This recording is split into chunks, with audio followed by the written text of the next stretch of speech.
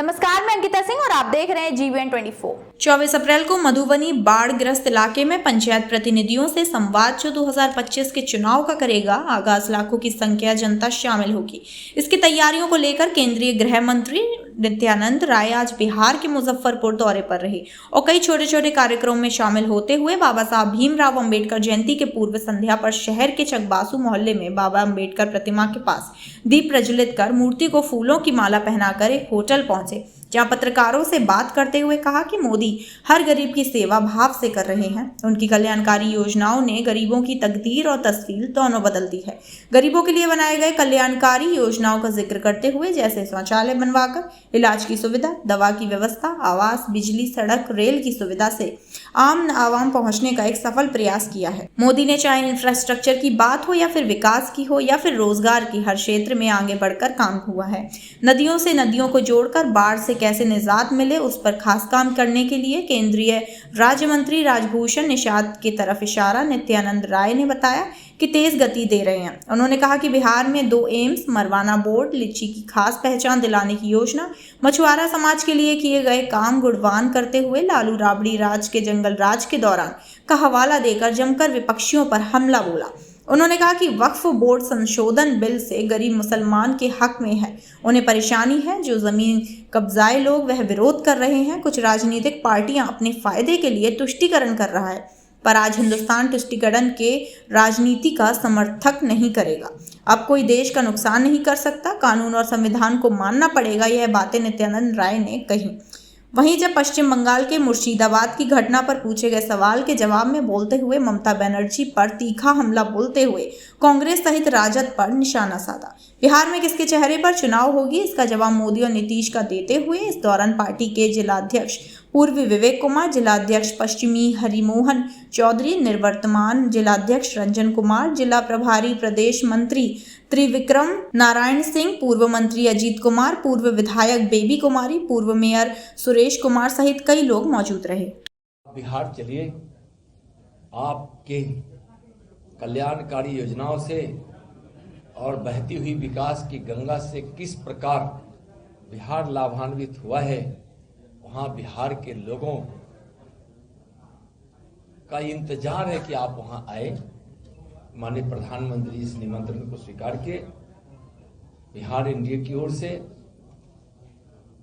माननीय प्रधानमंत्री जी को इसके लिए बहुत बहुत अभिनंदन और आभार कि बिहार के एनडीए के नेताओं के न्योता को उन्होंने स्वीकारा है। हम सब जानते हैं कि एक व्यक्ति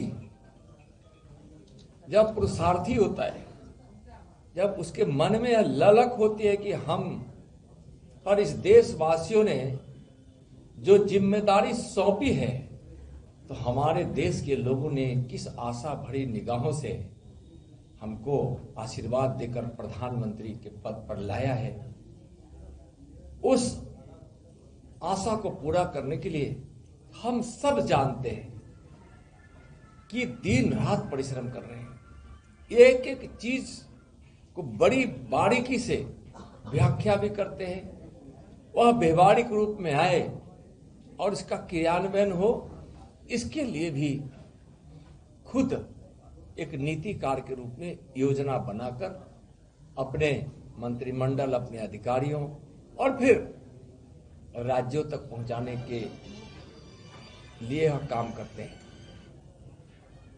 आज हम सब जानते हैं कि जब से नरेंद्र मोदी जी प्रधानमंत्री बने हैं, जब एक गरीब का बेटा जब प्रधानमंत्री बनता है तो किस प्रकार से गरीबों के प्रति निष्ठा और सेवा भाव से काम करते हैं। हमारे प्रधानमंत्री जी ने गरीबी देखी है, महागरीब परिवार में जन्म लिए, घर के चूल्हे से निकलता हुआ धुआं, शौचालय का न होना, गरीबी की हालत में परिवार में कोई बीमार पड़ जाए, कोई मित्र बीमार पड़ जाए तो किस प्रकार से वह अपनी जिंदगी को खो देता था।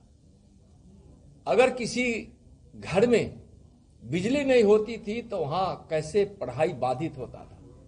गांव की सड़कें नहीं होने पर किस प्रकार से विकास होना संभव नहीं होता था अगर रेलवे लाइन और रेलवे यानी रेलगाड़ी का संचालन सुचारू रूप से होता है तो किस प्रकार से आम आदमी यातायात की सुविधाओं को लेकर अपनी विकास को और अपनी यात्राओं को संपन्न करता है, विकास की ओर बढ़ता है। इसका बहुत तरीके से उन्होंने क्रियान्वयन किया है। आज आयुष्मान भारत हो, गरीबों के इलाज के लिए, किसानों के सम्मान के लिए किसान सम्मान निधि हो, आज युवाओं के हाथों में रोजगार हो, इसके लिए मुद्रा लोन हो, रेहड़ी पटरी वालों के लिए योजना, स्टार्टअप इंडिया, इस देश की इस इतनी बड़ी आबादी में नौजवानों के हाथ में हुनर होगा तो वह बेरोजगार नहीं रहेगा।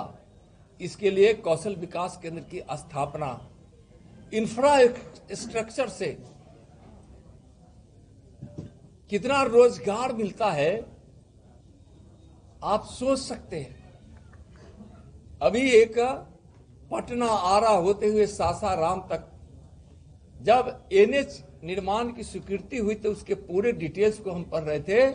48 लाख से ज्यादा कार्य दिवस उसमें सृजित होंगे, यानी कि 48 लाख कार्य दिवस के माध्यम से गरीबों को, युवाओं को, छोटे छोटे व्यापारियों को भी उसका लाभ मिलेगा। यानी इंफ्रास्ट्रक्चर से विकास भी और रोजगार भी। बिहार में 2 एम्स मिला, एक दरभंगा में मिला, मखाना बोर्ड बना, मुजफ्फरपुर में लीची बोर्ड है, लीची का रिसर्च सेंटर है, पूसा का कृषि विद्यालय सेंटर विश्वविद्यालय बन गया। कई अपने कृषि विज्ञान केंद्र आज कई उपलब्धियों को लेकर खड़ा है। बिहार में मछुआरे समाज के आय का सबसे बड़ा कारण मछली पालन है या मछली पकड़कर एक जीवन यापन का साधन बनता है, उसके लिए भी बिहार में कितना काम किया गया। तो इस तरह से विकास की योजनाओं से और गरीब कल्याण की योजनाओं से जिस देश से गरीबी मिटाने वाले और आर्थिक उन्नति और उत्पादन के माध्यम से और अपने लोगों को हुनरमंद करके उसको किस प्रकार से उसके उस पुरुषार्थ को, उसके परिश्रम को, उसके श्रम को उपयोग करके कैसे उसकी आर्थिक स्थिति ठीक हो, रोजगार मिले, इसके लिए इतना बढ़िया प्लान हुआ है। तब आज दुनिया में भारत अर्थ व्यवस्थाओं में 5वें स्थान पर है। आज यह बिहार 15 वर्षों का वह लालू राबड़ी जी का बिहार जंगल राज से जाना जाता है। उपस्थित हैं देश के सम्मानित गृह राज्य मंत्री, हम सबों के नेता आदरणीय कृष्ण राय जी इस कार्यक्रम में उपस्थित हैं। हमारे एसोसिएट जिला अध्यक्ष जो है भाई विवेक कुमार जी, श्रीमान हरिमोहन चौधरी जी इस कार्यक्रम में उपस्थित हैं। आदरणीय हमारे रंजन भाई जी जो पूर्व निर्माण जिलाध्यक्ष रहे हैं इस कार्यक्रम में उपस्थित हैं। श्रीमान अजीत कुमार चौधरी जी जो कांटी से पूर्व विधायक रहे हैं इस कार्यक्रम में उपस्थित हैं। क्षेत्रीय प्रभारी भाई त्रिविक्रम सिंह जी, मैडम देवी कुमारी जी जो महामंत्री रही हैं, एवं इस कार्यक्रम में उपस्थित हमारे मीडिया के साथी, हमारे सम्मानित पार्टी के पदाधिकारीगण, आप सबों का मैं स्वागत करता हूं इस कार्यक्रम में। और आज का जो कार्यक्रम है मुख्य रूप से देश के यशस्वी प्रधानमंत्री नरेंद्र मोदी जी का जो 24 तारीख को मधुबनी में आगमन है उस कार्यक्रम की तैयारी के हेतु रखा गया है। तो इस कार्यक्रम में हम अलग अलग लेवल पर तैयारी कर रहे हैं हम सब, और लगभग 70 विधानसभा से लोग वहाँ उपस्थित होंगे और हम लोग का टारगेट है कि लगभग 3.5 लाख लोग वहाँ एकत्रित होंगे और देश के यशस्वी प्रधानमंत्री जी का उद्बोधन सुनेंगे। और जो खास करके पंचायती राज व्यवस्था के बारे में, जो पंचायत की जो व्यवस्था सुदृढ़ करने के लिए और हर ग्राम पंचायत के विकास के लिए जो प्रधानमंत्री जी का कार्यक्रम है वो निश्चित रूप से एक सफल आयोजन होगा और जो पंचायत के स्तर पर जो विकास की किरणें पहुंच रही है उसके बारे में वो कुछ घोषणा भी करेंगे, बताएंगे भी लोगों को और हमारी सरकार जो कर रही है काम उसको धरातल पर उतारने का काम करेंगे। मेहरबानी को विराम देते हैं। जय हिंद, जय भारत। अभी के लिए बस इतना ही। ऐसी तमाम खबरों को जानने के लिए देखते रहिए GBN 24।